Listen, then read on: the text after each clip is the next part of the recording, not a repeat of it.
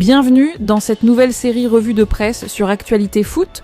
Pour ce nouvel épisode, on décrypte toutes les infos mercato récents et les rumeurs qui secouent le monde du football. Au programme, direction Real Madrid pour Diomandé, le PSG claque la porte avec un communiqué explosif. Mourinho qui prépare encore des mouvements, Salah vers Besiktas et la Juventus qui veut Dibu Martinez. Reste bien jusqu'à la fin et abonne-toi à la chaîne. C'est parti!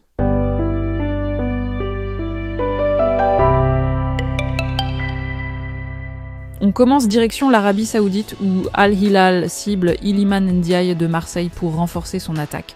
Le Sénégalais de Marseille est devenu le favori de la direction saoudienne pour un recrutement cet été. Sa flexibilité tactique capable d'évoluer sur les deux ailes ou en soutien d'un attaquant en fait un profil idéal pour le système de Simone Inzaghi, un dossier à surveiller de très près dans les prochains jours. Direction Besiktas, et maintenant un dossier qui va surprendre beaucoup de monde. Mohamed Salah, libre depuis son départ de Liverpool, pourrait filer direction Besiktas en Turquie. Le journaliste turc Levent Umiterol est formel. Salah portera le numéro 11 à Besiktas. Le club turc lui propose 15 millions d'euros garantis par saison, plus 4 millions de bonus et un contrat de 2 ans. Des publicités promotionnelles seraient même déjà prévues avec Turkish Airlines. Moi j'avoue que cette destination me surprend énormément pour un joueur du calibre de Salah. Je m'attendais à le voir en Arabie Saoudite ou dans un grand club européen. Direction Besiktas, c'est un choix qui interpelle. Est-ce que c'est vraiment la meilleure façon de terminer une carrière aussi extraordinaire ? Je vous laisse me donner votre avis dans les commentaires. Direction Real Madrid. Le PSG claque la porte pour Diomandé, la bombe qui a tout fait exploser ce dimanche soir. Yann Diomandé direction Real Madrid. C'est Fabrizio Romano et le journal Marca qui confirment qu'un accord a été trouvé entre le Real Madrid et le RB Leipzig dimanche soir. Le jeune Ivoirien de 19 ans va signer un contrat jusqu'en 2031 et devrait s'envoler vers Madrid cette semaine pour finaliser tout ça. Le montant dépasse les 100 millions d'euros même si le chiffre exact n'est pas encore confirmé. Leipzig réclamait jusqu'à 150 millions ces dernières semaines. Et moi, personnellement, j'ai une analyse très claire sur ce dossier. Cette signature de Diomandé au Real Madrid répond à plusieurs besoins simultanément. D'abord, la vitesse et la percussion sur les ailes qui manquaient cruellement au Real la saison dernière.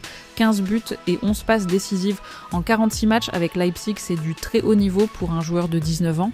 Mon avis, c'est que Mourinho a trouvé exactement le profil qu'il cherchait pour dynamiser son attaque. Et cette signature règle aussi selon moi le débat sur Olise. Le Real Madrid avait Olise et Diomandé comme deux cibles potentielles pour l'aile. Maintenant que Diomandé est bouclé, la question Olise est clairement repoussée ou même abandonnée selon certaines sources.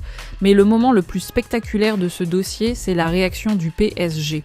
Le club parisien a publié un communiqué absolument explosif en se retirant officiellement de la course et les mots utilisés sont très durs. Le PSG a déclaré que le montant demandé et les exigences salariales étaient complètement disproportionnées et que Paris ne abandonnera pas ses principes de gestion financière rationnelle. Mon interprétation de ce communiqué, c'est que le PSG était énervé et a voulu envoyer un signal fort au marché. Mais en réalité, je pense aussi que Paris savait qu'il ne pouvait pas suivre et a préféré se retirer avec une déclaration fracassante plutôt que de perdre en silence. Un beau coup de communication même dans la défaite. Ce n'est que le début des mouvements au Real. Et maintenant, une information très importante sur la suite du mercato madrilène.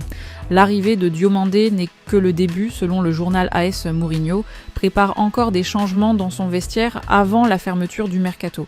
Et je trouve ça très intéressant parce que ça montre que le Special One n'est pas encore satisfait de son effectif, malgré les 5 recrues déjà officialisées. Parlons des situations individuelles qui vont évoluer. Direction la sortie pour Gonzalo et Mastantuono dans les prochains jours, l'un définitivement et l'autre en prêt. Jorge Mendes cherche une destination pour Asensio qui veut changer de situation même si ça s'annonce difficile. Camavinga et Brahim ont clairement dit vouloir rester. Et puis il y a le cas Vinicius. Mon analyse là-dessus, c'est que le Real Madrid est arrivé à un moment de vérité. Le Brésilien rentre dans les prochains jours du mondial et les dirigeants de Valdebeba veulent régler rapidement son avenir. Prolonger son contrat actuel va à l'encontre de la position du conseil d'administration. Je pense qu'on va avoir une décision très rapidement sur ce dossier et qu'elle pourrait être fracassante. Et sur Rodri, le sujet reste en suspens. La position du club s'est assouplie, mais rien n'avance concrètement. Mon sentiment, c'est que ce dossier va dépendre directement de ce qui se passe avec Camavinga. Si l'international français part, Rodri arrive. Si Camavinga reste, le dossier reste bloqué. La chasse à Dibu Martinez continue. et un dossier qui ne cesse pas de faire parler du côté de la Juventus. L'entraîneur Luciano Spalletti a déclaré publiquement que Dibu Martinez est un gardien qui veut changer de club, une déclaration qui contredit directement Aston Villa qui affirme que leur gardien n'est absolument pas à vendre. Mon analyse sur ce dossier, c'est que la Juventus joue avec le feu en déclarant publiquement qu'un joueur sous contrat avec un autre club veut partir. Aston Villa va réagir très fermement à ces déclarations. Martinez est sous contrat jusqu'en 2029 et a réalisé un mondial exceptionnel avec l'Argentine. Sa valeur n'a jamais été aussi haute. Je ne pense pas que Villa cède facilement malgré la pression de la Juve.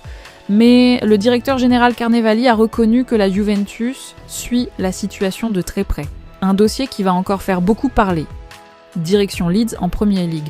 Julian Brandt, libre depuis son départ du Borussia Dortmund, penche clairement vers Leeds United plutôt que l'Ajax Amsterdam. Son père et agent s'est déjà rendu à Elland Road pour explorer les possibilités. La perspective de jouer en Premier League l'enthousiasme énormément selon Sky Sports. Un dossier qui devrait se régler rapidement.